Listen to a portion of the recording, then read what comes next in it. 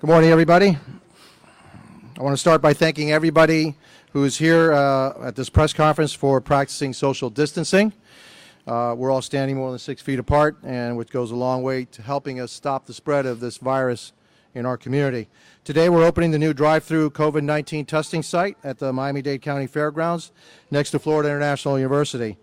This latest testing site joins our county's growing network of testing sites, which includes Marlins Park, the South Dade Government Center, and the Hard Rock Stadium, and now this site here at the FIU Fairgrounds. I want to thank Florida International University, Dr. Eneida Roldan, and the Florida Department of Health for partnering with us to open this site here on Southwest 107th Avenue and 17th Street, and obviously to the Dade County Youth Fair personnel too, and that organization. Thank you. I also want to thank our other special guests who are with us today, including House Speaker-designate Daniel Perez and County Commissioners Joe Martinez, Jose Pepe Diaz, and Steve Bovo. I want a big shout out to Commissioner Joe Martinez. Thank you for helping us put this all together and in his district. This new site will test about 300 people a day who are 18 years or older and also must have symptoms. That will go a long way to help our residents get the medical care that they need while we continue to work aggressively to flatten the curve of COVID-19. I want to remind everyone who wants to get tested at the site that they must make an appointment first by calling 305-499-8767. Again, it's 305-499-8767, and that number works for all of the sites here in Miami-Dade County, at least the ones operated by Miami-Dade County. The call center opens at 9 a.m. every day and takes appointments for the following day until all 300 slots are filled. The call center then will close again until the next day at 9 o'clock. So once again, the number to call for an appointment to be tested here at Tamiami Fairgrounds is 305-499-8767. That's also good for Marlins Park. It's also good for the South Dade Government Center. Remember, we should all act as if we were carrying the virus. That's why we are safer at home. And now I'm going to speak briefly in Spanish before I turn it over to Dr. Roldan. Buenos días. Gracias a todos que están aquí participando, practicando la distancia social. Estamos separados por 6 pies o más y sabemos que esto ayuda a parar el contagio de COVID-19. Hoy abrimos este sitio de pruebas estilo drive-thru aquí en el terreno de la feria. Gracias a FIU, a la doctora Eneida Roldan y al Departamento de Salud por colaborar con el condado para ofrecer este centro. Y gracias al comisionado Joe Martinez por su apoyo en este trabajo en su distrito. También está aquí el comisionado José Pepe Díaz y Esteban Bobo. Muchas gracias a todos los comisionados. Igual que en los otros sitios de pruebas del condado, aquí pueden hacer 300 exámenes al día. Y también está el representante Danny Perez también. Muchas gracias por estar aquí. Pero hay que hacer una cita para hacer la prueba. Las personas de 18 años de edad o más que tienen síntomas de COVID-19 deben de llamar al 305-499-8767 para su turno. El centro de llamadas abre a las 9 de la mañana todos los días y no cierra hasta que se llenen las citas para el día siguiente. Y ese centro también toma llamadas para citas en el centro de gobierno en el sur del condado y también en Marlins Park. De nuevo, el número a llamar es el 305-499-8767. Recuerden, todos están más seguros en su casa. Gracias, que Dios los bendiga. Muchas gracias. Thank you. And now Dr. Roldan will speak, followed by a few words from Speaker-designate Perez. Thank you. God bless you. Good morning, everyone. Thank you, Mr. Mayor. I want to thank the Miami-Dade County Commission, and we're here with them today. We have Commissioner Martinez. Thank you very much. We have Commissioner Diaz and Commissioner Stephen Bovo, and also Representative Daniel Perez. So on behalf of President Rosenberg, I would like to thank Miami-Dade County, the Youth Fair, and also the Florida Department of Health. I am here on behalf of Florida International University to say present. We are here to serve our community. All healthcare workers are on board. We have medical students, we have PA students, physician assistant students, we have nursing students, we have public health. So this is a true collaboration of all the colleges across Florida International University in conjunction with our county. So today we join the many centers that have been open across the county to say that we are here to care for our patients and for our community. We ask those of you that have symptoms to please call.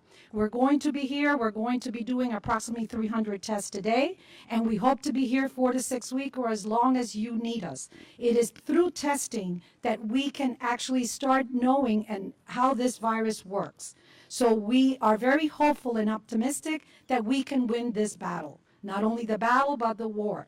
We are doing something very special on this particular testing site. Our Dean of the College of Medicine, Dean Robert Saxton, together with collaboration of our medical faculty, have actually developed an algorithm. So those of you that will be here at the testing site, you will see that there are 2 stations that will ask you to hold your breath for 15 seconds. And that will indicate if you have any type of pulmonary constriction. We understand through the cases in China, as well as those in Europe, and those countries that have been affected by the virus before us, that those patients have to have medical help immediately. So we're doing that, and in conjunction with, and I want to thank Carlos Duarte and the lab, that we're going to be rushing those specimens so that we can help those patients as soon as possible. So I will echo Mayor Gimenez's words. Yes, it is safer at home. Yes, practice social distancing. And yes, if you have symptoms, please know that we are open and we're here to care for the community of Miami-Dade County. If you would like, I could say now in Spanish. You can, yes, go ahead. Buenos días a todos. Muchísimas gracias, alcalde Gimenez. Le quiero dar las gracias a los comisionados que tenemos aquí con nosotros hoy, comisionado Martínez, comisionado Díaz y el comisionado Esteban Bobo, y tenemos también el representante Daniel Pérez. Quiero decir que el Florida International University y en nombre del presidente Rosenberg estamos aquí diciendo presente. Estamos aquí para ayudar a aquellos que están afligidos con el coronavirus. Quiero decirles que si tienen síntomas pueden venir aquí. Estamos haciendo algo especial en este centro en particular y es un template que hemos hecho, que hemos desarrollado para saber cuáles son los pacientes que pueden necesitar ayuda médica, sobre todo hospitalización lo antes posible. Quiere decir, aquellas personas que vienen aquí van a ver 2 estaciones. Esas 2 estaciones dicen de aguantar la respiración por 15 segundos.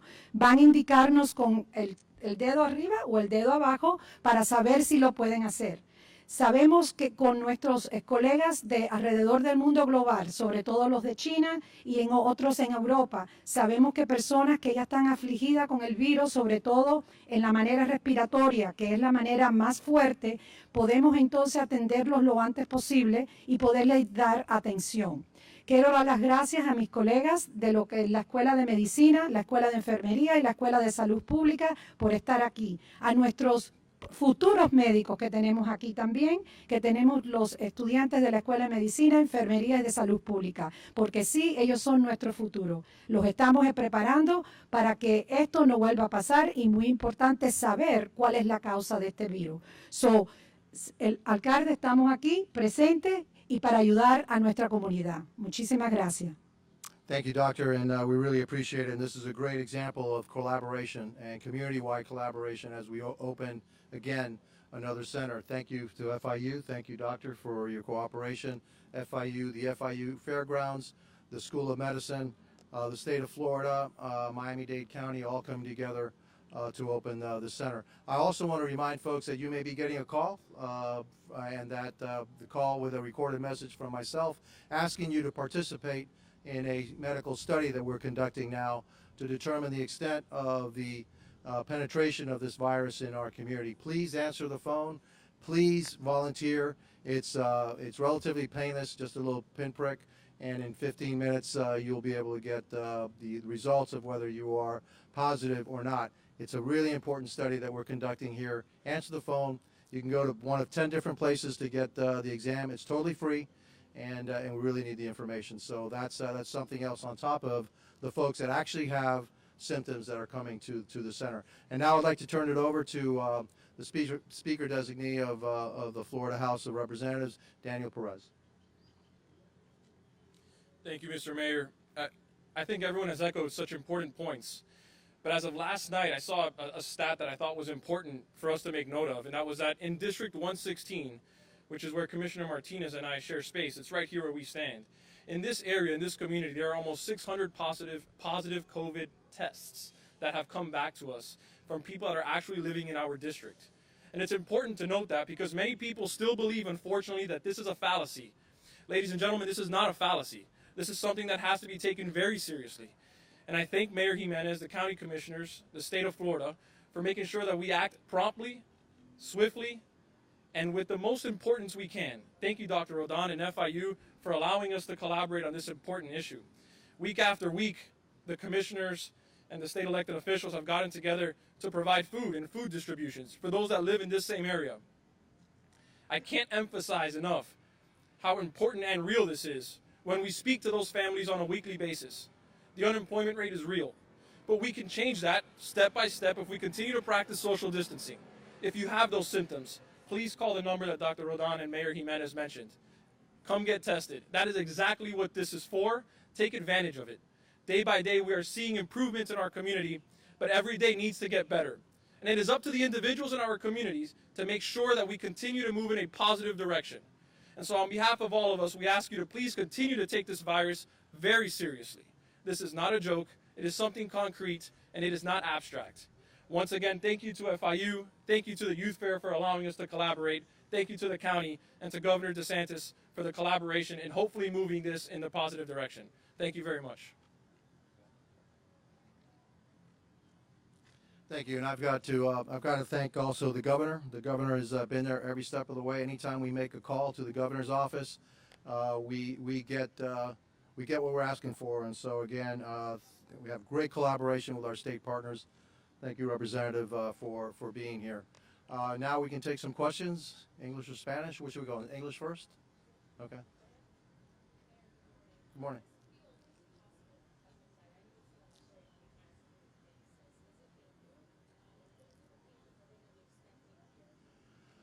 It appears that they're going to actually move it inside to the pavilions, and so, but you still will have the 250 bed capacity.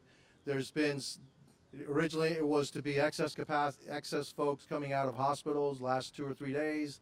They can go to this hospital. This may be used for a surge for COVID-19 patients. That's still something in the air, but I believe it's being now moved inside to the inside the pavilion. Very similar to what's happening later on today. We'll be announcing about a 450 bed facility over at the convention center. It's going to be inside the convention center. I actually think it makes sense to do that. If you have that space, you have that wide open space already with air conditioning and bathroom facilities, I think it makes sense to move it inside. So I'm supportive of that. I'm actually going to be asking a few questions for other stations as well. Sure. No problem. But I just wanted to ask about that reported message that you mentioned. It's going to be calling random people and then asking them questions, and then if they fit a criteria, ask them to get tested. If you're willing to be part of the medical study, then it'll then shift you over to call takers that are working. Excuse me, doctor, out of the University of Miami. Okay, and so they're working out of the University of Miami, and they're running the study in collaboration. We work with all of our universities here, and so they'll ask you a set of questions, and then they will set you up for an appointment to go to one of 10 sites to go ahead and get tested. Mm-hmm.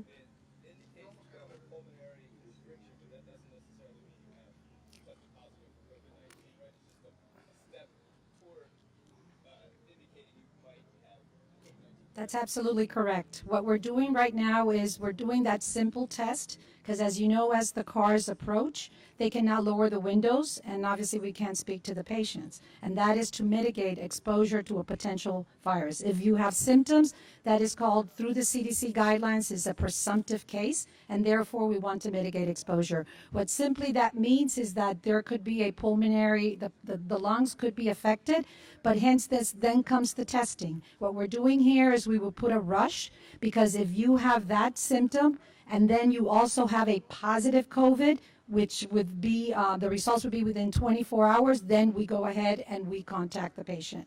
We know that through the studies that we have from Europe, that these patients could basically be very, very sick in a very short amount of time.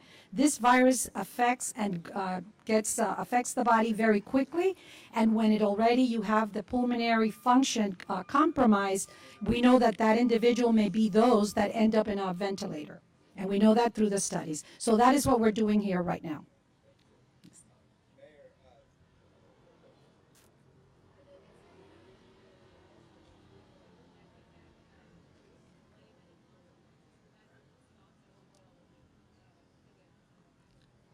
Well, we've been working on a similar concept for over a week with the state of Florida, and so we announced that we were going to do that, I think, on Saturday. But we wanted to make sure that we did it the right way, and so if you go to one of 26 sites that we're opening, as a matter of fact, we're going to do a press conference over at Palm Springs North Library, that it better be a lot more organized. We have lines on the ground that puts you 6 feet apart. We will have police officers there, and so the 26 sites that we were opening up around the county, we expect it to be a lot smoother. We expect a lot of people, and so if we do find that we got to open up more sites because there are a lot of people here suffering, then we will open up more sites. But right now we're starting out with 26. That's 2 in each commission district, and then we'll see how it goes from there. There will be police officers there. There will be employees from the library system there. They will be enforcing social distancing. It's basically you come up, you pick up your application, you go, you fill it out at home. Then when you're ready, we give you an envelope, you bring it back, you drop it off at the library. We then take that to Career Source, and then from there, they will overnight it to the state of Florida. And so it's our effort to help the unemployed here get their unemployment compensation as quickly as they can in their pockets. And we've been working with the state for well over a week on how we could help the state with the problems that they've had with unemployment compensation. Yes.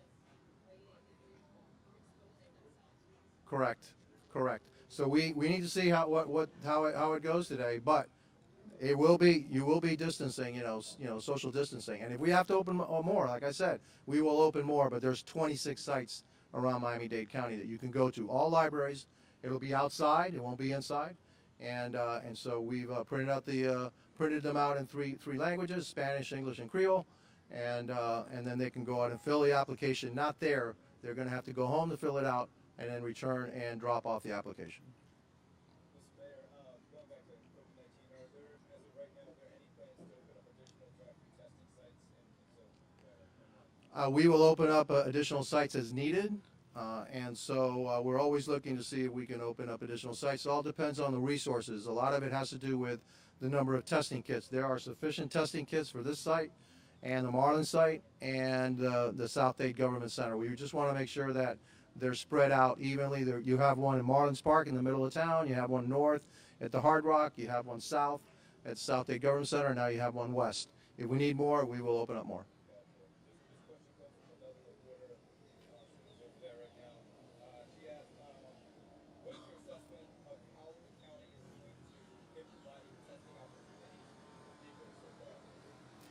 We probably have provided way more tests than anybody else. That's why you have so many positives here in Miami-Dade. The more tests that we give, the more positives you're gonna have. A lot of people are freaked out by that. I'm not. All right. What we look at is how many people are actually going to the hospital. What's the bed? What's the hospital capacity of Miami-Dade? What is the ventilator capacity of Miami-Dade? What is the ICU capacity of Miami-Dade? And I can tell you that those numbers really haven't fluctuated too much. Yesterday we had about as many people going to the hospital because of COVID-19 as we had being discharged because of COVID-19. In other words, that's the one thing that concerns me is, are we going to start to eat up that capacity that we have in Miami-Dade? We have thousands of open, vacant hospital beds. We have hundreds of ventilators that are not being used. We have hundreds of ICU beds that are also vacant. If we start to see that start to diminish, then I'm going to start to get a little worried. Right now, I'm worried about everybody that's sick. I'm worried about all the people, the people that are unfortunately passing away. But It's that number, those numbers are the ones that we really keep an eye on. Don't look so much to the how many positives we have. Okay, a lot of people have COVID-19 and are going to have some kind of symptoms, but are not going to need to be hospitalized. It's those that need to be hospitalized, and especially those that need to go on ventilators or ICU. Those are the ones that concern me. So we hear that word flatten the curve often, in the media and by health officials. Is there any indication that Miami-Dade is going to hit that point yet, or you still? Well, we're not gonna hit the flattening the curve because we're testing more people. All right, and I can tell you that I think there's probably 5 to 10 times as many people positive. It may be even more. That's why we want this study to figure out how many people really are positive in Miami-Dade. And so it could be a lot of people that are positive, but they're not sick enough to go to the hospital. You can stay in your home. You can isolate yourself at the house. You either have a fever, you have a cold. It's like a flu. But for certain people, this virus really hits hard.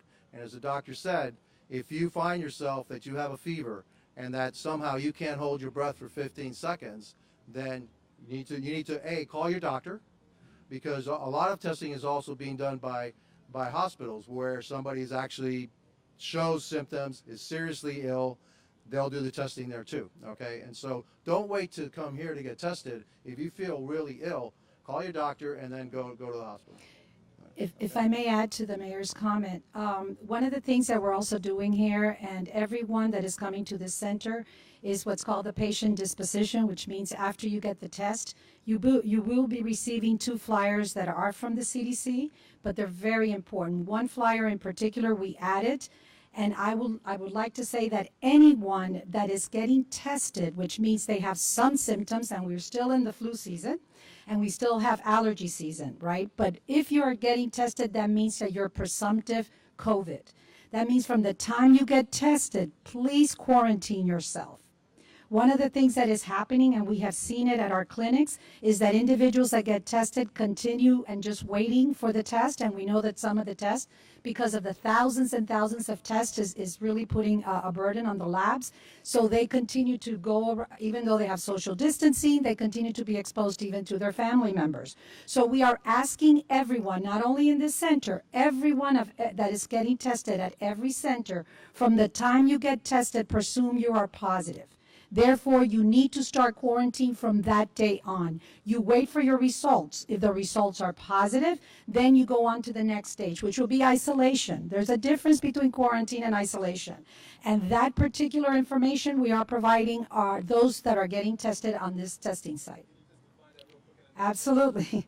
Okay, quarantine basically means you distance yourself and you try to go and not have to use utensils, just things of your daily use in the home. The isolation is completely isolation. The individual that is giving you the food, etc., needs to just leave the food there. You need to open it, so it's a little bit a higher scale, because now we know we have an infected individual. So I urge everyone that is going to any testing center to please consider that day 1 of quarantine until such time you get your results. This is another way that we can flatten the curve so that we don't have exposure of these individuals that are waiting for the test and they're assuming they might not be positive. Okay, so that's a very important message.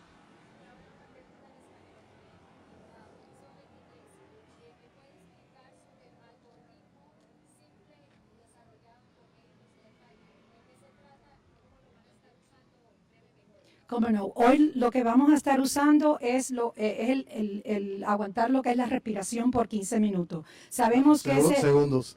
15 segundos, perdón. Sí. No, si no, entonces sí lo tenemos que llevar para el hospital. Segundo. Perdón, por 15 segundos. Entonces lo que hacemos es, porque eso es importante por lo que es la respiración y lo que es la función pulmonar. Pero el algoritmo ya tiene otros factores. Tiene el factor de las enfermedades, quiere decir, sabemos que hay ciertas enfermedades que son más predispuestos a lo que es el tener el virus. Tiene la respiración, tiene lo que es el pulso, tiene otros tipos de signos que estamos usando, sobre todo en la telemedicina. Eso se está usando en la telemedicina, quiere decir las personas que no quieren ir a las oficinas, pues entonces se puede hacer por el televideo o hasta por el teléfono, se puede hacer ese tipo. Y sí, son 15 segundos, si no, sí, verdad que los tenemos que llevar al hospital. Gracias.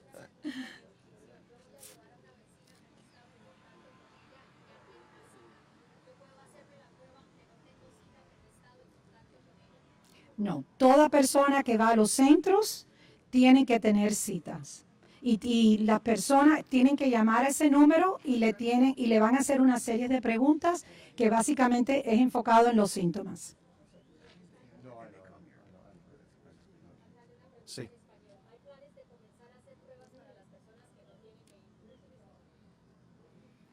En estos centros, no, pero no hay, estos no son los únicos centros donde hay exámenes. Si usted tiene síntomas, es una persona de mayor edad, llame a su doctor. Su doctor lo va a decir que vaya a un centro de emergencia o si no un Urgent Care Center, y en esos centros también se hacen exámenes. Así que estos no son la única manera que tú puedas recibir un examen en el condado de Miami-Dade. Yes, if you have symptoms, if you don't have a car, this is not the only way that you can get tested in Miami-Dade. You can call your doctor. You can go to urgent care centers and emergency rooms. They have tests there also. If you have symptoms, they will test you. And so, no, this is not the only way to get tested here in Miami-Dade. Yes.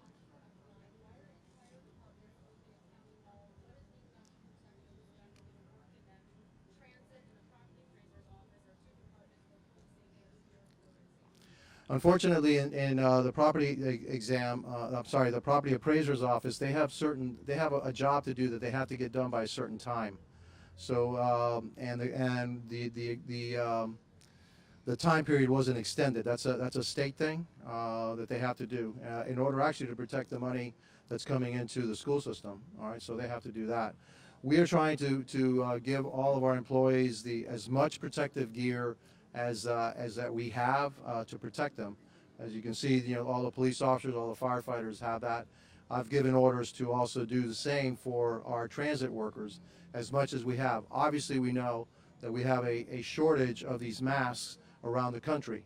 We're ordering as much as we can to protect our employees the best that we can, but there are certain services that are vital in our community, and we are doing the best that we can for them too.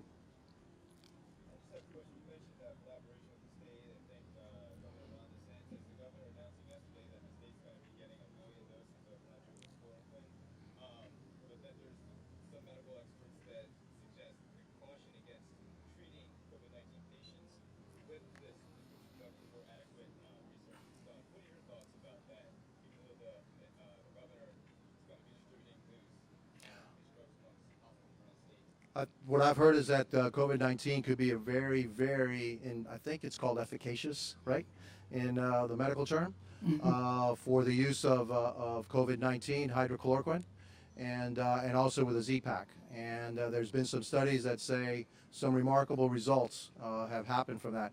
Yes, there are side effects, probably cardiac related, with the use of hydrochloroquine. But it appears that there's great promise to the use of that, so I applaud the governor for getting it, and so that our residents here in the state of Florida have access to that treatment. That is a stopgap until we finally get a vaccine. But the vaccine won't be ready for at least a year. If we find a treatment for it that's actually very works very well, then people that are infected that would normally die would not, because at least we have some kind of treatment for it. We've already had very positive outcomes to our colleagues around the world using the hydroxychloroquine and the Z-Pack, the azithromycin. This is a perfect opportunity to basically do what we call study on the field. So, and patients are recovering and they're doing well. And as the mayor said, yes, one of the things that we see is that it has to be under a doctor's supervision, because we do see prolongation of the Q wave, which is actually cardiac. So there are cardiac implications, but under the supervision of a doctor, you should be fine. Thank you very much. Yes, my first name is Enida, and last name is Roldan.